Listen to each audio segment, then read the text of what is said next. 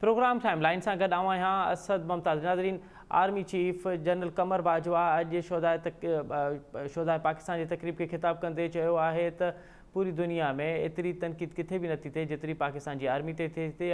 ताकि पाकिस्तान जी आर्मी जेका आहे उहा पंहिंजी क़ौम सां हर वक़्तु गॾु बीठी आहे। असां इहो सम्झूं था पिया त इहा तनक़ीद इन करे थिए पई छाकाणि त आर्मी जो जेको पॉलिटिकल जेको किरदारु रहियो आहे उन करे इहा तनक़ीद थिए थी पई। आर्मी गुज़िरियल साल फ़ैसिलो कयो हो, एस्टेब्लिशमेंट गुज़िरियल साल फ़ैसिलो कयो त हाणे उहो पंहिंजे सियासी जेको उन जो किरदारु आहे उहो जेको आहे उन मां दस्तबरदार थींदा ऐं हाणे हू एपॉलिटिकल जेके आहिनि उहे थी चुका आहिनि। पंहिंजो आर्मी चीफ इहो पिणु चयो त असां माज़ी जी ग़लतियुनि जो इतराफ़ कयूं था पिया, गॾोगॾु जेके ॿिया इदारा आहिनि जेके ख़ासि करे के सियासी पार्टियूं आहिनि उन्हनि खे पिणु इन मामले ते सोच वीचार करणु घुरिजे, पंहिंजूं के ग़लतियूं आहिनि उहे तस्लीम करणु घुरिजनि ऐं असांखे हाणे अॻिते वधणु घुरिजे। जेका एस्टेब्लिशमेंट ते तनक़ीद पई थिए उन ते ॾाढो तफ़सीली तौर ते आर्मी चीफ ॻाल्हायो ऐं गॾोगॾु इहो इतराफ़ बि कयो त हाणे हिकु हीउ इतराफ़ आहे इहो कीअं छा इहा अॻिते वधण जो पहिरियों क़दम आहे। अॼोके प्रोग्राम में असां हिन ते ॻाल्हाईंदासीं ऐं इन खां बि वधीक असां ॻाल्हाईंदासीं त हाणे जेको नओं आर्मी चीफ अचण वारो आहे, नओं जेको फ़ौज जो सिपाही सालार अचण वारो आहे उन लाइ कहिड़ा चैलेंजिस हूंदा, छाकाणि त हिकु हफ़्तो अॻु में जॾहिं आर्मी चीफ इहो इतराफ़ करे थो त असांजो पॉलिटिकल किरदारु रहियो आहे, छाकाणि त 2018 वारी असां चूंड जेका ॾिठीसीं ऐं उनखां अॻु में बि जेको ॾिठोसीं त असांजा तज निगार सियासी पार्टियुनि जा अॻवान उहो बार बारहा चवंदा रहिया आहिनि त हिकु एस्टेब्लिशमेंट जो फ़ौज जेको सियासी किरदारु आहे उहो कंहिं बि सूरत में न हुजणु घुरिजे। ऐं हींअर आर्मी चीफ जॾहिं इहो इतराफ़ करे थो पियो त इहा केॾी वॾी ख़बर आहे, केॾो वॾो इतराफ़ आहे। जेको प्रोग्राम में इन ते ॻाल्हाइबो ऐं असांखे हिन प्रोग्राम में जॉइन कयो आहे मियां ताहिर साहिबु। मियां ताहिर साहिबु सीनियर तज निगार आहिनि, सीनियर सहाफ़ी आहिनि, उन सां गॾोगॾु सलमान आबिद साहिबु पिणु सीनियर सहाफ़ी आहिनि, तज निगार आहिनि। उन सां गॾोगॾु असांखे जॉइन कंदो तारिक लाखिर साहिबु, ब्रिगेडियर रिटायर्ड हैं ऐं दिफाई तज निगार हैं। मियां ताहिर साहब, आपसे सर प्रोग्राम का आगाज़ करते हैं। कैसे देख रहे हैं आज का ये एतराफ़ आर्मी चीफ का कि तनकीद इसलिए हो रही है क्योंकि हमारा एक सियासी किरदार रहा है और हमने गुज़िश्ता साल ये फैसला किया है कि अब हम एपॉलिटिकल रहेंगे।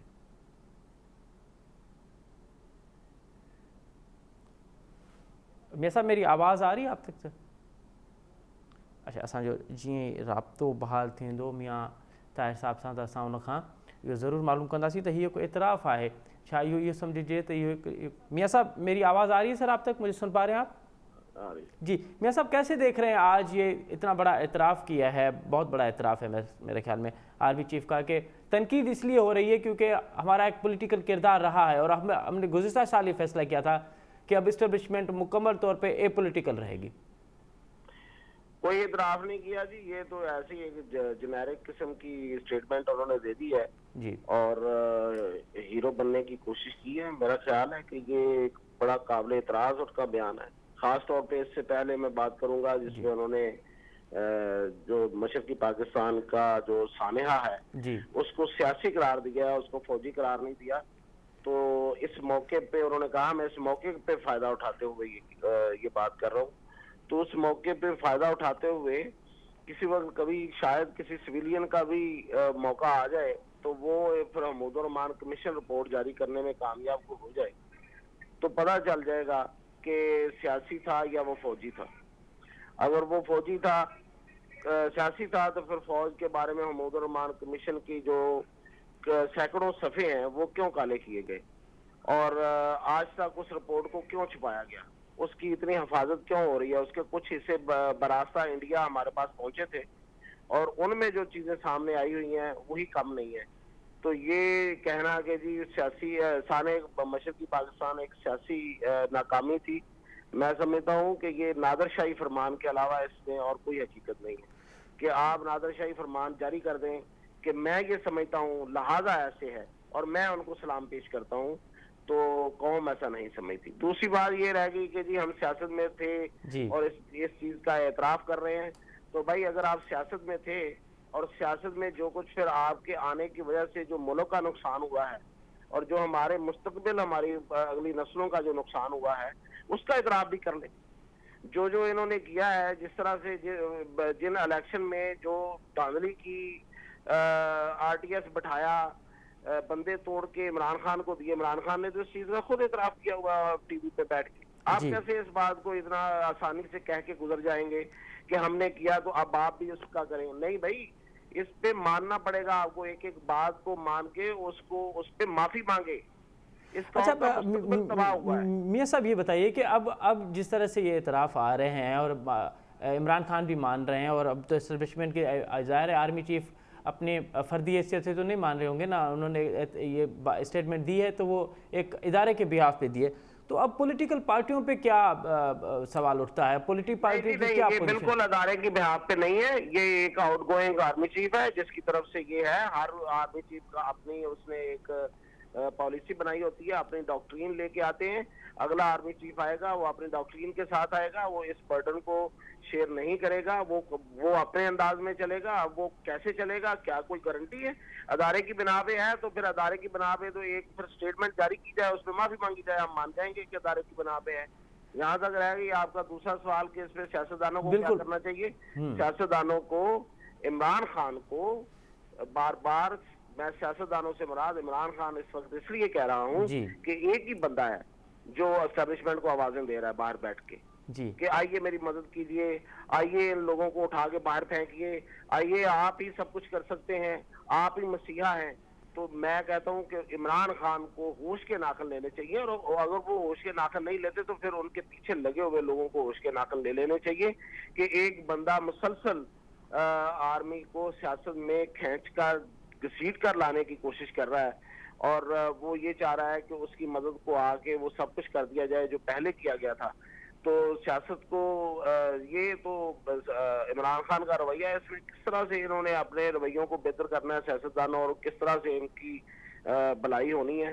तो मैं समझता हूँ कि शायद दूसरे सियासतदान जो है उनको मैं कोई रियायती नंबर दे रहा हूँ कि उनके जो पिछले कुछ अरसे से जो इकदामात हैं वो इमरान खान जैसे कम से कम नहीं है, वो प्रो एस्टैब्लिशमेंट उस तरह से नहीं है। यानी कि प्रो एस्टैब्लिशमेंट से मुराद ये है कि वो एस्टैब्लिशमेंट का अमल दखल नहीं चाहते।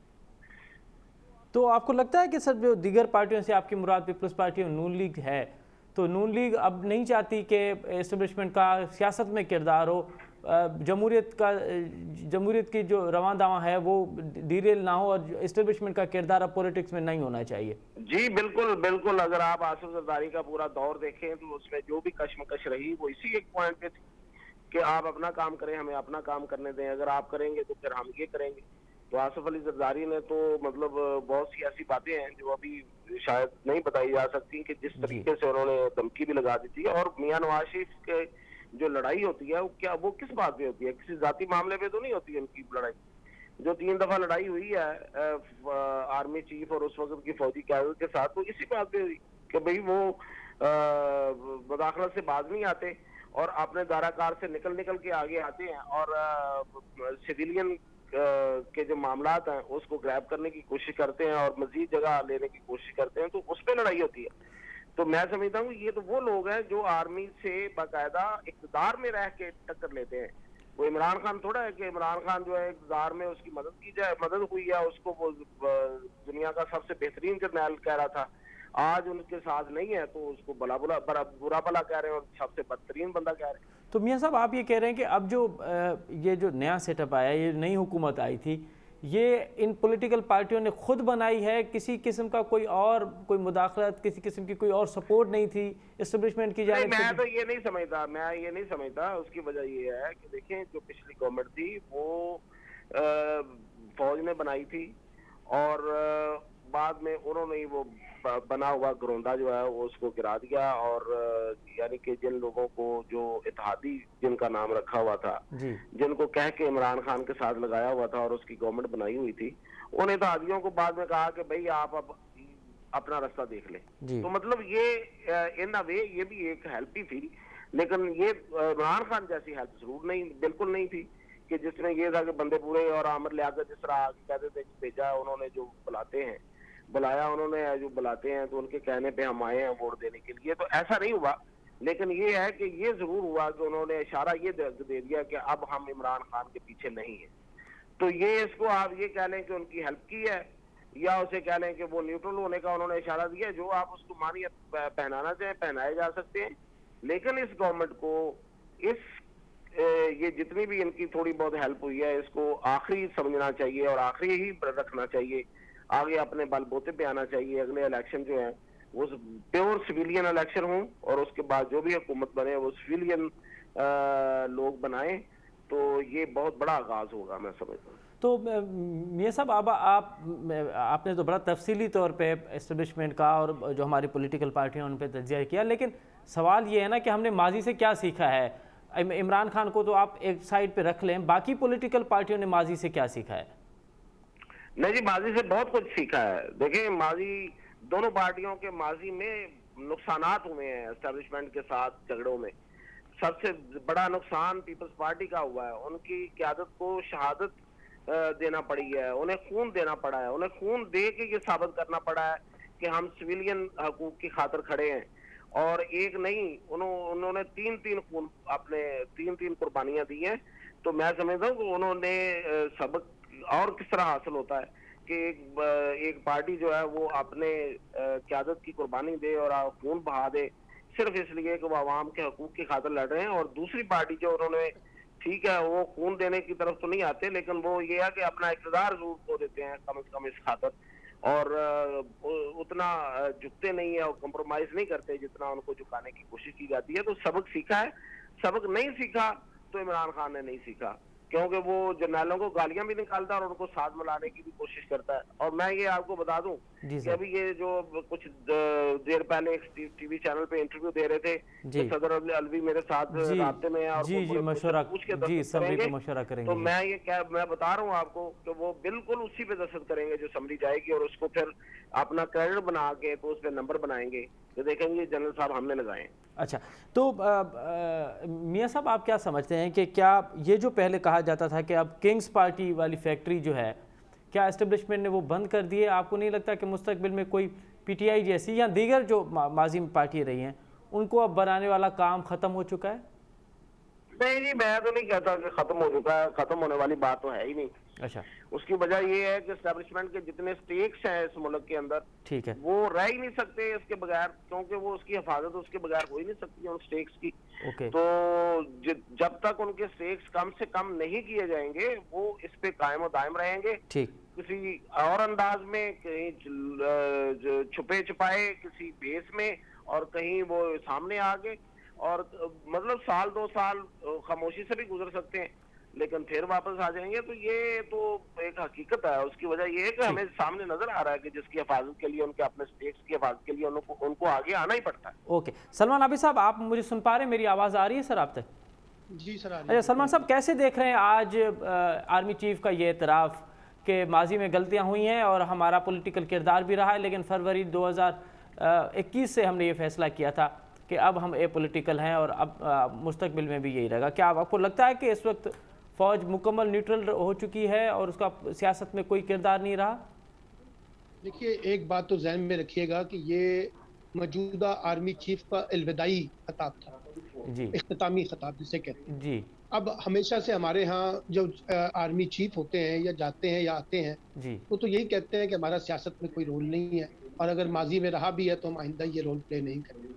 जी, इसलिए अब इम्पोर्टेंट बात जनरल बाजवा की नहीं है, इम्पोर्टेंट बात है नए आने वाले आर्मी चीफ की, कि वो कैसे पॉलिसियों को लेकर चलते हैं। जी, जी, और वो उन पॉलिसियों की बुनियाद के ऊपर ये जो शकूक व शुबात तनकीद होती थी कि जी एस्टेब्लिशमेंट बराह रास्त सियासी मामलात में मुदाखलत करती है, जी, उसका किस हद तक अपना भी और अपने इदारे का भी डिस्टेंस रखेगा। ये तो खुद अभी एस्टेब्लिशमेंट का यानी फौज का इम्तिहान होगा आने वाले कुछ अरसे में, और देखेंगे कि वो किस हद तक अपने आप को सियासत से डिस्कनेक्ट करती है। एक बात तो ये। जी, दूसरी बात यह है कि देखिए, बड़ी सिंपल सी बात है कि पाकिस्तान में अगरचे हम सब ये इत्तफाक करते हैं कि एस्टेब्लिशमेंट का कोई रोल नहीं होना चाहिए, जी, लेकिन हमारी सियासी जमातें भी माशाल्लाह देखती तो एस्टेब्लिशमेंट की तरफ ही है ना। जी, अभी मियाँ साहब कह रहे थे कि जनाब इमरान खान साहब, बिल्कुल ठीक है, इमरान खान साहब की सियासत को भी एस्टेब्लिशमेंट के तनाजुर में देखने की जरूरत है, लेकिन क्या नवाज शरीफ साहब की सियासत जो है वो एस्टेब्लिशमेंट के बगैर रही है कभी? जी, और क्या ये जो मौजूदा हुकूमत मिली है ये एस्टेब्लिशमेंट के सहारे के बगैर मिली है? जी, और क्या इस वक्त आसिफ अली जरदारी साहब जो एस्टेब्लिशमेंट के साथ बहुत अच्छे तरीके से एंजॉय कर रहे हैं, जी, क्या वो आपको नजर नहीं आ रहा? पाकिस्तान की कौन सी सियासी जमात है? एमएमए जो है जब 2002 में इक्तदार में आई थी तो यही फजलुर रहमान थे ना, एस्टेब्लिशमेंट के, और जनरल मुशर्रफ के लाडले भी थे। जी, तो पाकिस्तान के अंदर एस्टेब्लिशमेंट के लाडले भी बदलते रहते हैं, और कभी मुखालिफ कोई हो जाता है, कभी कोई उनकी हमायत में खड़ा हो जाता है।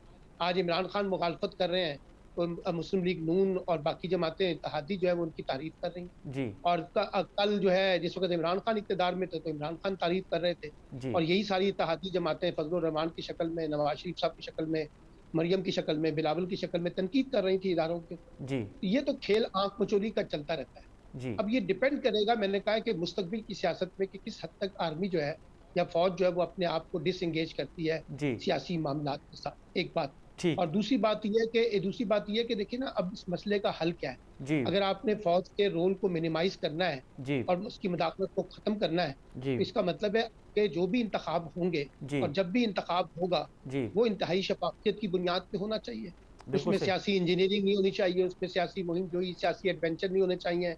अपनी मर्जी की हुकूमतें बनाने का खेल, अपनी हुकूमतों गिराने का खेल जो है वो नजर नहीं आना चाहिए। ठीक तो ये चीजें अगर होंगी, जी मैं आर्मी चीफ के इस तकरीर को खैर मकदम करता हूँ। ओके लेकिन अगर ये खत्म नहीं होती, जैसे मियाँ साहब ने भी कहा कि ये चीजें खत्म होने वाली नहीं है इतनी आसानी से, जी तो ये तनकीद तो फिर रहेगी, इदारे के बारे में लोग सवाल तो उठाते रहेंगे। ठीक है। अच्छा ब्रिगेडियर तारिक लाखेर साहब, आप मुझे सुन पा रहे हैं? मेरी आवाज़ आप तक आ रही है सर? जी असद आवाज़ आ रही है। अच्छा ब्रिगेडियर साहब, सलमान आबिद साहब का तज्जिया आपने बड़ा तफसीली सुना। उनका ये कहना है कि क्योंकि ये अलविदाई तकरीब थी आर्मी चीफ की, तो हर आर्मी चीफ यही कहता है कि हमारा बाजी में पॉलिटिकल किरदार रहा है लेकिन अब नहीं होगा। क्या इस बात को क्या समझा जाए? इस वक्त भी जनरल कमर बाजवा साहब आर्मी के चीफ हैं, तो ये जो आज की जो उनकी स्टेटमेंट है, आज का जो उनका खिताब था, जो उनका एतराफ़ था, क्या उनका इंडिविजुअल था या उनका एक इदारे की जानिब से था?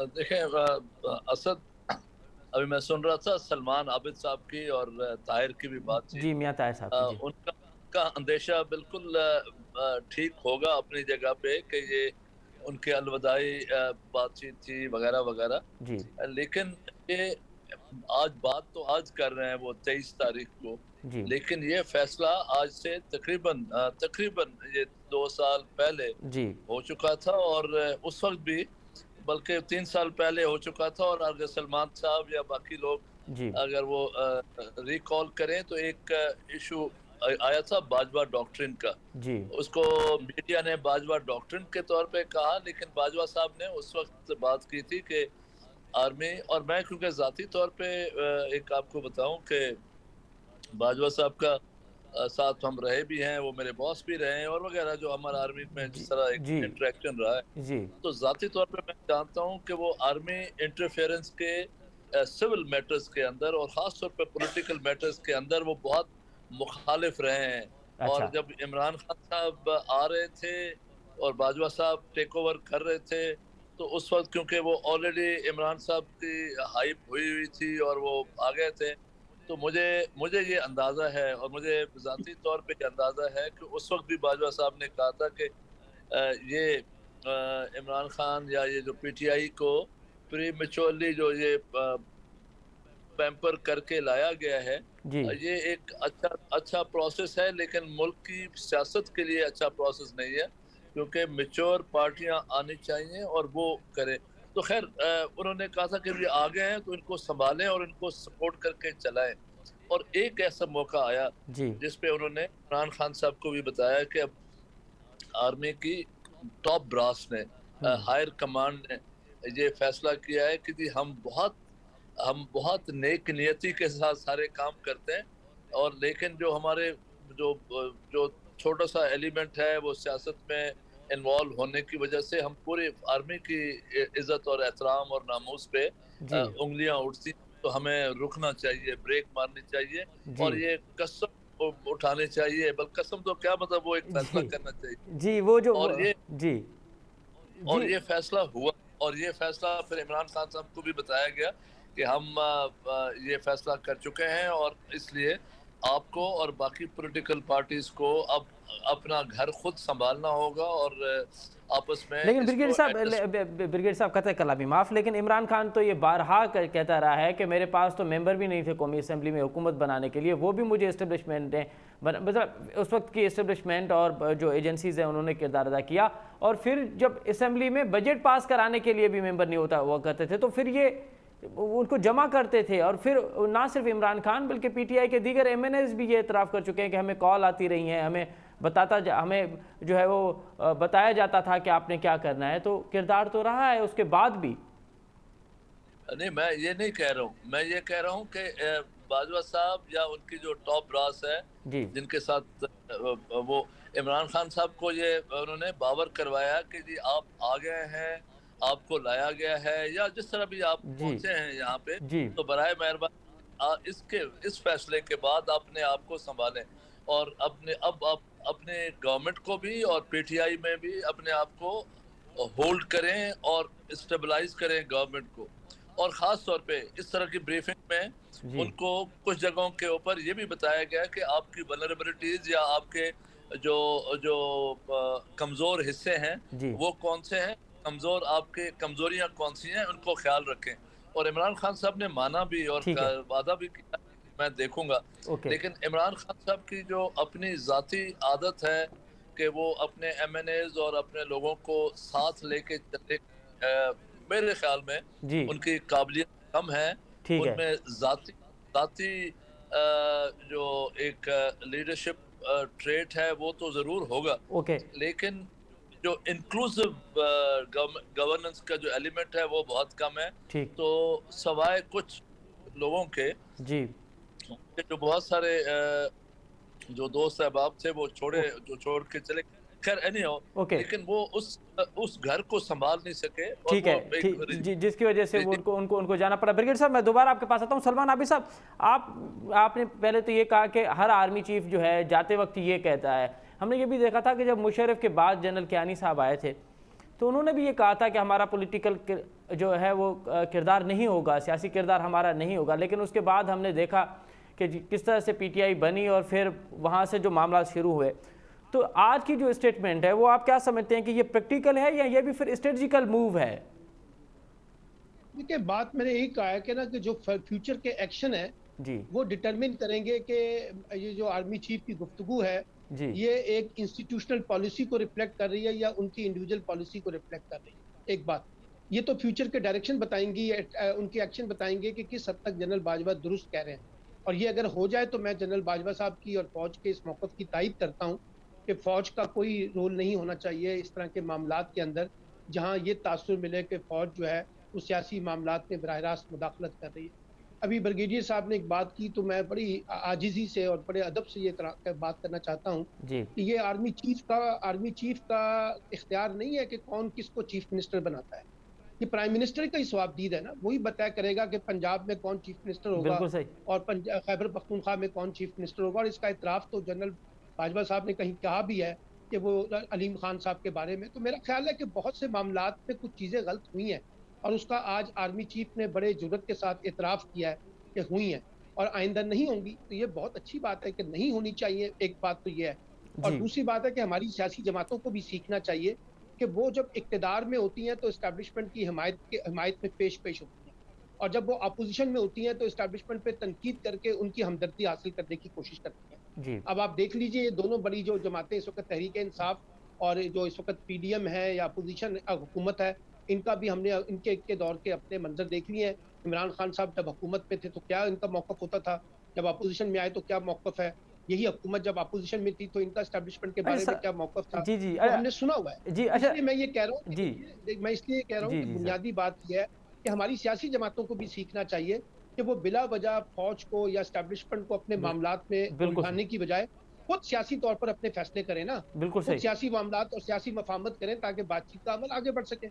बिल्कुल सही। लेकिन सलमान आबिद साहब ये एक छोटा सा सवाल है, बड़ा मासूमाना सवाल है ये कि आखिर फ़ौज सियासत में मुदाखलत क्यों करती है, उसको ज़रूरत क्यों पड़ती है, उसका एक आइनी किरदार है, वो अपने आप को वहाँ तक महदूद क्यों नहीं रखती, दीगर मामलात में वो इंटरफेयर क्यों करती? मैं आपसे एक सवाल पूछता हूँ जी और मैं भी बड़ा मासूमाना सवाल पूछता हूँ। जी क्या आप समझते हैं कि अमेरिका की सियासत में अमेरिका की एस्टैब्लिशमेंट का कोई अमल दखल नहीं है? क्या आप समझते हैं कि बरतानिया की सियासत में जो जमहूरियत की बड़ी मदर खिलाई जाती है, क्या जी वहाँ एस्टैब्लिशमेंट के रोल नहीं है? देखिए, एस्टैब्लिशमेंट का रोल होना कोई बुरी बात नहीं। सवाल सिर्फ ये है कि एस्टैब्लिशमेंट का रोल किन अमूर के ऊपर है। अगर वो दाखिली सियासत के बारे में होंगे तो उस पर सवाल उठेंगे। अगर वो खारजी कॉन्टेक्स्ट के सवालात हैं, सिक्योरिटी कॉन्टेक्स्ट के सवालात हैं, तो उसके ऊपर तो फिर वो अपना मशवरा ही देंगे ना, एडवाइस देंगे आपको। ये तो नहीं कहेंगे कि आप इसके ऊपर अमल करें, अमल तो फिर हुकूमत ने करना होता है ना, चीफ एग्जीक्यूटिव ने करना होता है। तो मेरा नहीं ख्याल कि हम ये कहें कि जी जो पुराना एक नैरेटिव है ना कि फौज का काम सरहदों की हिफाजत करना है, भाई सरहदों के साथ साथ आज की ग्लोबल पॉलिटिक्स के बेशुमार चैलेंजेस हैं। जी पाकिस्तान का मसला देखिए हिंदुस्तान के साथ है, अफगानिस्तान के साथ है, सी पैक के मामलात हैं, पाक अमेरिका ताल्लुकात हैं, रशिया के साथ नए जी ताल्लुकात उभर रहे हैं। तो ये जी बहुत से सवालात हैं जहां एस्टैब्लिशमेंट का पॉइंट ऑफ व्यू तो आना चाहिए। जी इसीलिए मैं बार बार ये कहता हूं कि अगर एक नेशनल सिक्योरिटी काउंसिल बन जाए तो शायद इस मसले का एक हल निकाला जा सके। जो सिक्योरिटी इश्यूज हैं उसमें हम एस्टैब्लिशमेंट की मुशावरत को इंश्योर कर सकें, लेकिन जो दाखिली सियासत के मामलात हैं वो सियासी जमातों को खुद लीड करना चाहिए। बिल्कुल और बिला वजह एस्टैब्लिशमेंट को अपने मामलात में उलझाने की बजाय, उनको इंगेज करने की बजाय, उनसे हमदर्दियां और हमायत हासिल करने की बजाय या किसी की मुखालफत के लिए मुतालबे करने की बजाय ये गुरेज करना चाहिए। ओके ये सियासी जमातों के लिए ठीक जी नहीं है। जी जी अच्छा ब्रिगेड साहब, अब हमने आज जनरल कमर बाजवा की स्टेटमेंट पे तो बड़ा तफसीली बात भी की, सलमान आबिद साहब ने भी बड़ी तफसीली बात की। अब आप बताइए कि ये जो नया आर्मी चीफ आ रहा है, जो भी आए, जिसका भी नाम हो, अब 6 लेफ्टिनेंट जनरल के नाम तो आ गए असम्बली में, जो भी आएगा उसके पास सबसे बड़े चैलेंजेस क्या होंगे? कौन सा बड़ा चैलेंज होगा जिसको फौरी तौर पे उसको हल करना पड़ेगा? असद, देखें, जैसे मैं सलमान की बात से बिल्कुल एग्री करता हूँ कि इस्टेब्लिशमेंट कोई नेगेटिव चीज़ नहीं है। इस्टेब्लिशमेंट इसी गवर्नमेंट का, इसी स्टेट का जो एलिमेंट्स ऑफ नेशनल पावर होते हैं ना, जो उसमें ये establishment is a very very major component. ठीक और है उनका इनपुट, क्योंकि मिलिट्री और इस्टेब्लिशमेंट और इंटेलिजेंस एजेंसीज, जुडिशरी, ये सब के बहुत बड़ा इनपुट आ रहा होता है गवर्नमेंट के बड़े पॉलिसी मैटर्स के अंदर। और आई एग्री कि जो इंटरनल इश्यूज हैं, जो डोमेस्टिक इश्यूज हैं, उनके अंदर अब एडवाइस दी जा सकती है, डायरेक्शन नहीं दी जा सकती। तो ठीक है डायरेक्शन देना एक अलग चीज है और एडवाइस देना एक अच्छी चीज है। जी तो डायरेक्शन वाला तो बिल्कुल नहीं होना चाहिए, और एडवाइस यस। जी अब आप कह रहे हैं कि नए challenges for the new G chief का तो मेरे ख्याल में ये जितने भी अभी 6 नाम हैं, ये वो सारे हमारे कलीग्स हैं जो हम सारे मुख्तलिफ ओहदों पे इकट्ठे भी रहे हैं। जी तो इनमें से सब जो भी ऑफिस में आएगा, उसका सबसे बड़ा जो चैलेंज होगा वो कंसोलिडेशन, के जो आर्मी चीफ इस वक्त, बाजवा साहब इस वक्त पॉलिसी स्टेटमेंट दे के जा रहे हैं, उस पॉलिसी स्टेटमेंट को होल्ड करें, कंसोलिडेट करें, अपने आप को उस पर इस्टेब्लिश करें, और ये यकीन दिलाएं सारे लोगों को कि जो हम बात कर रहे हैं टॉप ब्रास की या एज ए पॉलिसी मैटर की, उस जी पॉलिसी पे मैं भी हूं, और मेरे साथ पूरी जो मेरी टीम है वो भी जुड़ी हुई है। और आर्मी में आपको पता है कि it is the centre of gravity is command. तो जी जब कमांडर या सीनियर कमांडर या जो chief of army staff decide करता है, तो पूरी आर्मी बिल्कुल यकजा होकर उस पर चलती है। तो जी पहला सबसे पहला जो काम है और चैलेंज है वो यही है कि अपने आप को इस्टेब्लिश करके लोगों को कंसोलिडेट करके बताएं कि हम इस पॉलिसी को बिल्कुल अपने जहन और जैसे दोनों के साथ इम्प्लीमेंट करने के लिए सीरियस है। Okay number 1। नंबर 2 के बाद है इनेबलर, जो फैसिलिटेशन वाला, कि जो भी इस वक्त इकोनॉमिक सिचुएशन है जिसमें बाजवा साहब ने, मैं आपको बताऊं कि मैं काफ़ी जगहों पे, बहुत सारे ग्रुप्स में और जगहों पे मैं लिखता रहा हूँ कि इमरान खान साहब हों या कोई भी पार्टी हो, वो आर्मी को और बाजवा साहब को जो भी कहते रहे हों, गैर मुनासिब लफ्ज़ इस्तेमाल करते रहे हों, 29 तारीख को जब चले जाएंगे, जी आप एग्जैक्टली 6 महीने के बाद आप कोई और प्रोग्राम कर लीजिएगा, जी मैं आपको बताऊंगा। और ये मेरी सोच है कि लोग बाजवा साहब के इस पूरे स्ट्रेटेजिक पॉलिसी उन्होंने बनाई थी डिसएंगेज करने की और पॉलिटिकल सिस्टम से अलग होने की, जी आर्मी को सेपरेट करने की, उस पे, और उनके इकोनॉमिक रिवाइवल की जो पॉलिसीज उन्होंने करवाई, ओके FATF का, रेकोटेक का, या जो नेशनल इकोनॉमी वाला पॉलिसी है, तो उस पे इनको लोग अप्रिशिएट करेंगे और याद भी करेंगे। अच्छा तो सेकंड जो होगा नए चीफ के लिए, वो इकोनॉमिक स्टेबिलिटी में गवर्नमेंट के जो नेशनल पावर के जो एलिमेंट्स हैं बाकी, जी उनको सपोर्ट करना डायरेक्टली और इनडायरेक्टली, चाहे उसमें मिलिट्री डिप्लोमेसी का काम हो, चाहे उसमें फॉरेन डिप्लोमेसी का काम हो, ओके लेकिन उन दोनों को सपोर्ट करने में मिलिट्री एस्टेब्लिशमेंट का एक बहुत बड़ा रोल होता है। और वो इस चीफ को या नए चीफ को ये रोल बहुत प्रोएक्टिवली, बहुत तेजी से अदा करना पड़ेगा ताकि पाकिस्तान की इकोनॉमिक स्टेबलाइजेशन हो जाए। जी तो ये 2 काम अगर ये हो ठीक। जाते हैं अगले 6 महीने में या 1 साल के अंदर अंदर, ठीक तो आई थिंक ये चीज कंफर्म हो जाएगी लोगों को। ठीक है। सलमान आबिद साहब, आपको क्या लगता है कि ये तो हम ब्रिगेडियर साहब ने तो खारजी महाज और दीगर मामला पे बात की कि आर्मी चीफ को जो मसाइल होंगे और जो चैलेंजेस होंगे, इंटरनल सूरत हाल जो हम देख रहे हैं कि तारीख में हमने पहली मरतबा देखा कि ISI चीफ ने प्रेस कॉन्फ्रेंस की और फिर उन्होंने फिर DG ISPR के साथ और फिर जो इमरान खान के बयान आते हैं, तो इंटरनल मामला पे आर्मी चीफ को क्या बड़े चैलेंजेस होंगे जो भी नया आर्मी चीफ आएगा? ये देखिए 2 से 3 बड़े चैलेंजेस हैं और जो ब्रिगेडियर साहब ने कहा मैं उसको भी इंडोर्स करता हूं, लेकिन 2 और 3 नए चैलेंजेस बता देता हूं। जी पहला चैलेंज ये है कि इस वक्त जितनी ज्यादा पोलराइजेशन हो गई जी। है और सियासी डिवीजन पैदा हो चुकी है, और ना सिर्फ सियासी फरीकैन के दरमियान बल्कि सियासतदान और इस्टेब्लिशमेंट के दरमियान, एक तो इस सारी सिचुएशन को कूल डाउन करना पड़ेगा और इसको एक जिसे कहते हैं ना एक नॉर्मलाइजेशन की तरफ लाना पड़ेगा। जी क्योंकि सोशल मीडिया पे जितनी ज्यादा तनकीद इदारों के बारे में हो रही है, ये कोई मुल्की मफाद में तो नहीं है, ना इदारे के मफाद में, ना रियासत के मफाद में है। तो पहला काम तो ये करना पड़ेगा कि एक जो इन्वायरमेंट है इस वक्त पाकिस्तान की सियासत का, उसको रिविजिट करना पड़ेगा और इस तासुर की नफी करनी होगी कि अब फौज जो है वो सियासी मामलात में कहीं मुदाखलत कर रही है या किसी की हमायत में खड़ी है या किसी की मुखालफत में खड़ी है। तो ठीक। पहला चैलेंज तो ये है कि जो इस वक्त का एनवायरनमेंट है उसको रिविजिट करना, नंबर 1। ओके नंबर दो ये है कि आगे, क्योंकि आपको पता है इलेक्शन ईयर है, इस साल इलेक्शन हो जाए या अगले साल इलेक्शन हो जाए, जब भी इलेक्शन होंगे उन इलेक्शन की शफाफियत को इंश्योर करना और उसमें इस तासुर को मजबूत बनाना कि फौज वाकई किसी किस्म की पॉलिटिकल इंजीनियरिंग में शामिल नहीं है। ना वो किसी का इत्तेहाद बना रही है, ना वो किसी का इत्तेहाद बिगाड़ रही है, ना वो किसी को दीवार से लगाना चाहती है। ये फैसला लोगों को करना है कि किसको वो मुंतखब करते हैं, और ये फैसले में जितना ज्यादा इंपॉर्टेंट रोल पाकिस्तानी फौज का होगा, कि क्योंकि जब वो कह रहे हैं कि ये हमने तय कर लिया है एज इंस्टीट्यूशन कि हम सियासी मामलात में मुदाखलत नहीं करेंगे, तो उसकी एक बड़ी जो निशानी है और बड़ा एक्शन है वो आने वाले इंतखाबात की शफाफियत का होगा। नंबर 2 दूसरा चैलेंज ये है। और तीसरा चैलेंज ये है कि जो नेशनल सिक्योरिटी पॉलिसी आई थी हमारी, वो कहीं गुम होकर रह गई है। उसमें जो जियो कनेक्टिविटी और जियो इकोनॉमिक्स की बात की गई थी, गवर्नेंस की बात की गई थी, उन सब के साथ एक हुकूमत के दरमियान और इस्टेब्लिशमेंट के दरमियान या फौज के दरमियान एक ब्रिज बनना चाहिए। क्योंकि अगर पाकिस्तान ने इकोनॉमिकली ग्रो करना है, जिसकी निशानदेही आज जनरल बाजवा ने भी की है कि हम बड़े वर्स्ट हालात में हैं, माशी हालात में, तो वो उसी सूरत में ठीक होगी जब मुल्क के अंदर इंटरनल कॉन्टेक्स्ट में स्टेबिलिटी होगी। तो वो किस तरीके से नेशनल सिक्योरिटी पॉलिसी को लेकर हुकूमत के साथ एक ब्रिज के तौर पर बन के जहां एस्टैब्लिशमेंट अपना रोल प्ले कर सकती है, इलाकाई कॉन्टेक्स्ट में, आलमी कॉन्टेक्स्ट में, दाखिली कॉन्टेक्स्ट में, वो मैं समझता हूँ कि उनके ऊपर एक बड़ी जिम्मेदारी आयद होगी।